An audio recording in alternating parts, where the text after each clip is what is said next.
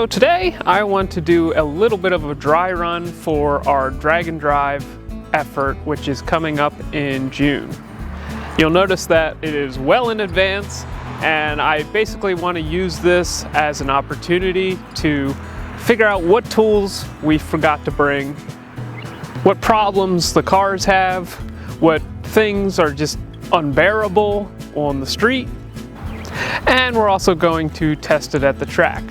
Now, if you guys don't know, we are planning to go to the Midwest Drags, which is in early June, with my Ford Fairmont Station Wagon, which is Vortec 4200 powered, and my dad's 1985 Camaro, which has an LS engine and will likely have nitrous at the time of the event. Now, in order to test the cars out, what we're going to do is I am going to drive my Fairmont up to Beaver Springs Dragway, which is right around 100 miles from the house. And we're gonna suss out if it has any rattles that I can't stand, what happens when the engine bay gets completely heat soaked, and what problems develop so that we're not dealing with them in Ohio.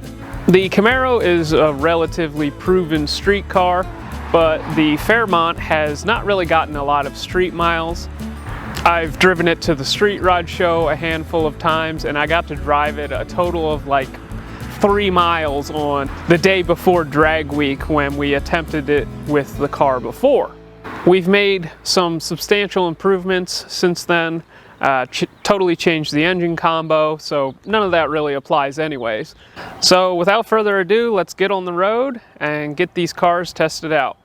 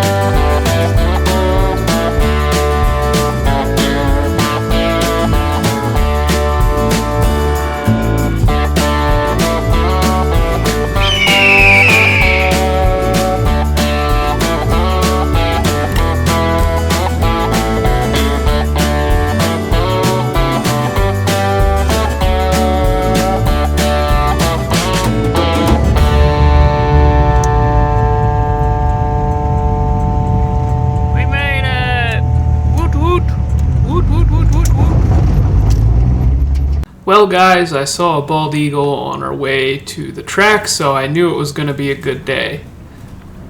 Now that we've made it to the track, the first thing that we have to do is we have to change the tires. So it is definitely not smart to race on a street radial. Drag radials obviously work very well on some cars and probably would work really well on this car, but for this car we've decided to carry a set of slicks and change them at the track. So the first task was to remove the street tires and put on the racing slicks.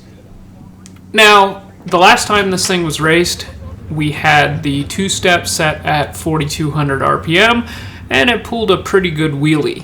Wheelies are fun and all, but I kind of wanted to calm that down a little bit, so I ended up setting the two-step to 3,700 RPM, and I left the boost down track where it was. As I mentioned earlier, my dad brought the Camaro, so we decided to take turns. I would make a pass, then he would make a pass, so I was up first. Here we go. We got Calvin Nelson in the near lane in his Fairmont wagon.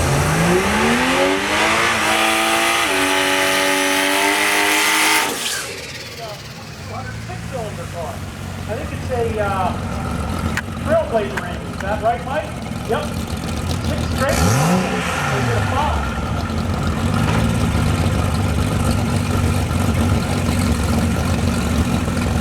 Nice looking Fairmont wagon though, clean.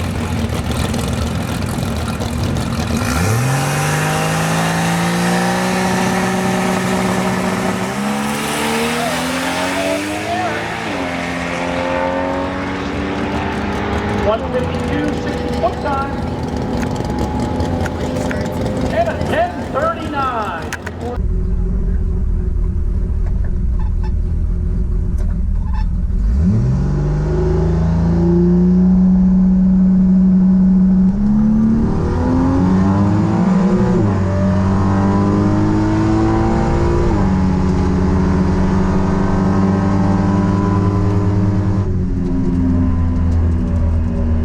After this first pass, I could definitely tell that I had turned the car down too much. In fact, this is the first time this car has ever not run a 9-second pass. Also, I want to apologize for some of the glitchy footage.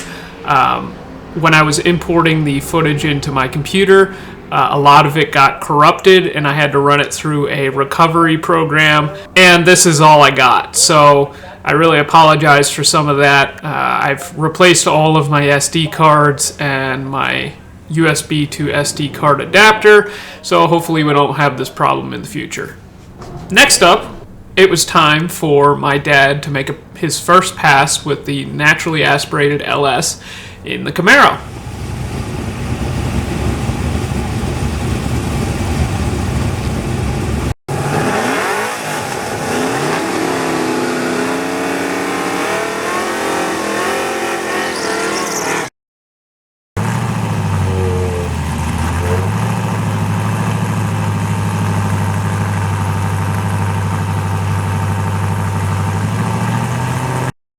And of course, the recording glitched out, and that's all I have.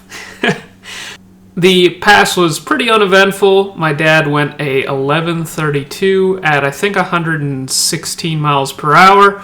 So what this tells us is to get the thing into the 10s, we're definitely going to need some nitrous. After the pass, I looked at the log, and the log showed that the car was just a touch lean. It was in the low 13s of AFR, so I threw a tiny bit more fuel at it, and it was ready for its next pass. But first, we made the second pass with my Fairmont. So for that, I gave it a little bit more duty cycle on the trans brake, and I upped the two-step RPMs by 100 RPM. And unfortunately, I can't show you what the tire did on the first pass, but we noticed that it was crushing the tire a little bit. So we upped the tire pressure by 1 PSI, and we added 4 clicks to the compression and the rebound of the shock.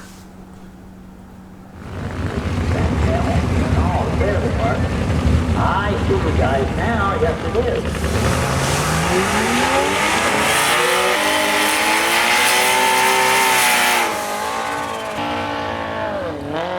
Calvin Nelson in the near lane, 1981 Ford Fairmont.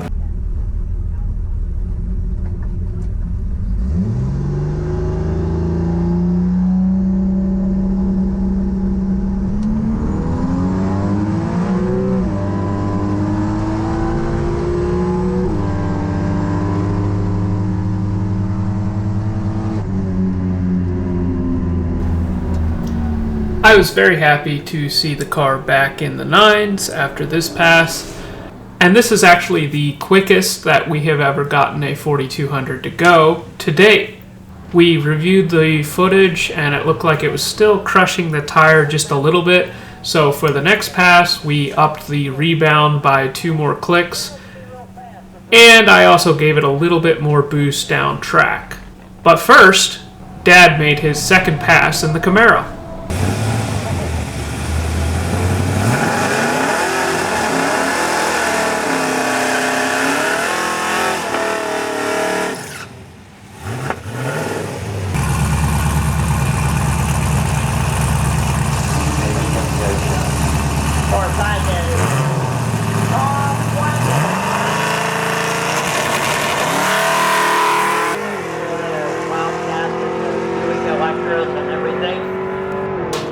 Camaro's going to get there first. He's going to go through with a 11:31, 117. Mr. Wildcat goes 13:31. Again, sorry for the glitchy footage. Dad's pass was very smooth, and it was clear after this pass that it wasn't going to pick up anymore, and if we wanted to go faster, we definitely needed nitrous. So we loaded it up on the trailer, and it was time for the Fairmont to make its final pass. 898 for the bike.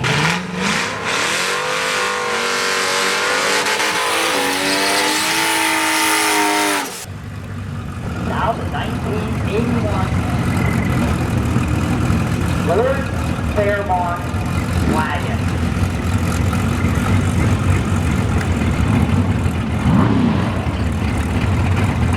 There's the wagon.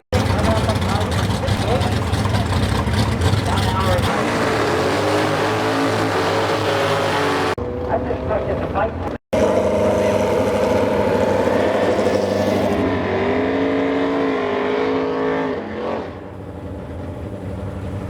Here we have Joe Bell over the far side, 2000.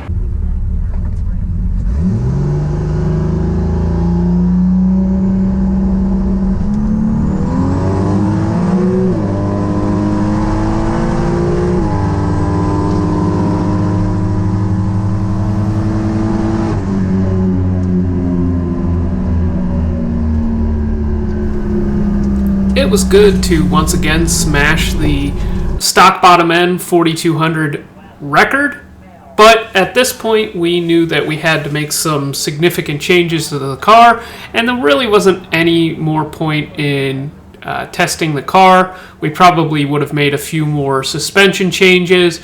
Big thanks to the guys at Beaver Springs Dragway.